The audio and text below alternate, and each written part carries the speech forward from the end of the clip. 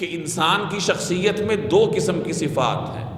ایک صفت انسان کی شخصیت میں مخلوق ہونے کے اعتبار سے ہے کہ تمام مخلوقات کا ایک نمونہ اللہ نے انسانی جسم میں رکھا ہے، اور دوسرے نمبر پر انسان میں اللہ نے خالق کی صفات کا نمونہ رکھا ہے۔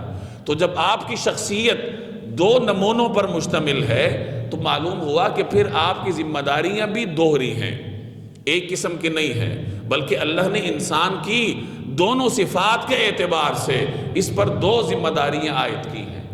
انسان میں جو مخلوق ہونے کا نمونہ ہے تو مخلوق کے لیے عاجزی ہوتی ہے، مخلوق خالق سے مانگتی ہے۔ جو بھی مخلوق ہے اس کو جس نے بھی پیدا کیا ہے تو مخلوق ہمیشہ اپنی خالق کے محتاج ہوتی ہے۔ تو مخلوق ہونے کے حساب سے اللہ نے انسان کو پابند کیا کہ تم عبادت کرو، کس کی؟ اپنے خالق کی، اللہ جل جلالہ کی۔ عبادت کیا ہے؟ عبادت اظہار تذلل ہے، خالق کے سامنے اپنے آپ کو ذلیل کر کے رکھ دینا، ذلت کا مظاہرہ کرنا، اس قدر عاجزی اختیار کرنا کہ انسان اپنے آپ کو مٹا ڈالے اپنے خالق کے آگے۔ آپ جتنی بھی عبادات دیکھ لیں، جس عبادت میں جتنی زیادہ عاجزی ہے اتنی ہی اس عبادت کی اہمیت ہے۔ تو یہ جو انسان عبادت کرتا ہے، یہ اللہ نے اس کو جو مخلوق بنایا اور اس کی شخصیت میں مختلف مخلوقات کا جو نمونہ رکھا ہے، تو یہ انسان کی اس صفت کا تقاضا ہے کہ وہ اللہ کی عبادت کرے، اپنے خالق کے آگے سر جھکائے۔ لیکن جیسے میں نے عرض کیا کہ انسان میں اللہ نے خالق کی بھی مختلف صفات کا مظہر رکھا ہے، اس کا تقاضا یہ ہے کہ انسان کچھ ایسی صفات سے اپنے آپ کو متصف کرے جو خالق کی ہیں۔ خالق کی صفت کیا ہے؟ وہ اپنے بندوں کو ہدایت دیتا ہے، وہ اپنے بندوں کو راستہ دکھاتا ہے، وہ اپنے بندوں کے مختلف کاموں کی تدبیر کرتا ہے، اور خالق نے اپنی ان صفات کا مظہر اپنے نائب، اپنے خلیفہ انسان میں رکھا ہے۔ آپ نے پڑھا ہے کہ آدم علیہ السلام کو اللہ تبارک و تعالی نے اپنا خلیفہ بنایا، انی جاعل فی الارض خلیفہ، کہ میں روئے زمین پر اپنا خلیفہ پیدا کرنے والا ہوں۔ خلیفہ نائب کو کہتے ہیں۔ اب یہ نیابت کس چیز میں ہے؟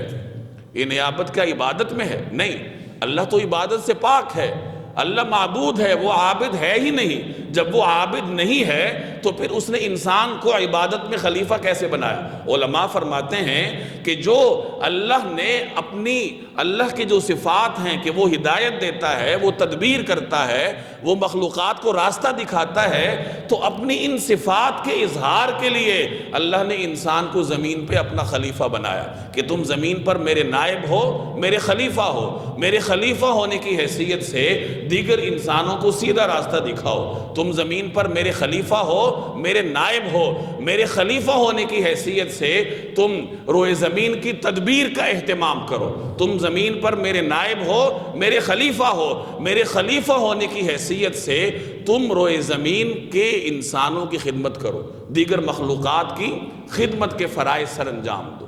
تو اس طریقے سے اللہ تبارک و تعالی نے انسانوں میں، میرے اور آپ کی شخصیت میں ایک طرف مخلوقات کی صفت رکھی، دوسری طرف خالق نے اپنی صفت کا بھی کچھ نمونہ رکھا ہے، اور ان دونوں صفات کے اپنے تقاضے ہیں۔ کامیاب انسان وہ ہے جو دونوں صفات کو لے کے چلتا ہے۔